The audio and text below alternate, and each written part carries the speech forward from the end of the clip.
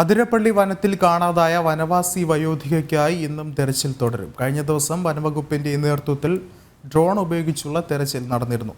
വാച്ചുമരം കോളനിയിലെ താമസക്കാരിയായ അമ്മിണിയെ തിങ്കളാഴ്ച വൈകുന്നേരത്തോടെയാണ് വനത്തിനുള്ളിൽ കാണാതായത്. 3 ദിവസമായി തെരച്ചിൽ നടക്കുന്നുണ്ടെങ്കിലും വയോധികയെ ഇതുവരെയും കണ്ടെത്താനായിട്ടില്ല. അമ്മിണിക്കായുള്ള തിരച്ചിൽ 4ാം ദിനത്തിലേക്ക് കടക്കുകയാണ്. തിങ്കളാഴ്ച വാച്ചുമരം കോളനിയിൽ നിന്നും വിറകു ശേഖരിക്കാൻ പോയ ശേഷം മടങ്ങിവന്ന അമ്മിണി വൈകുന്നേരത്തോടെ മറന്നുവെച്ച കോടാലി എടുക്കാൻ തിരികെ വനത്തിലേക്ക് പോവുകയായിരുന്നു. പിന്നീട് അമ്മിണി മടങ്ങി വരാത്തതിനെ തുടർന്ന് നാട്ടുകാരും പോലീസും വനം വകുപ്പും ചേർന്ന് വനത്തിനുള്ളിൽ തിരച്ചിൽ ആരംഭിച്ചു. വന്യമൃഗശല്യം രൂക്ഷമായ പ്രദേശം കൂടിയാണിത്. മാസങ്ങൾക്ക് മുൻപാണ് വനത്തിനുള്ളിൽ വെച്ച് വാച്ചുമരം കോളനിയിലെ മൂപ്പന്റെ ഭാര്യയെ കാട്ടാന ചവിട്ടിക്കൊന്നത്. വന്യമൃഗങ്ങളുടെ ആക്രമണം ഉണ്ടാവാനുള്ള സാധ്യത കൂടെ കണക്കിലെടുത്താണ് വയോധികയ്ക്കായി തിരച്ചിൽ നടക്കുന്നത്. കഴിഞ്ഞ 3 ദിവസമായി വനം വകുപ്പിന്റെ നേതൃത്വത്തിൽ ഡ്രോൺ ഉൾപ്പെടെ ഉപയോഗിച്ച് വനത്തിനുള്ളിൽ തിരച്ചിൽ നടത്തിയിരുന്നു.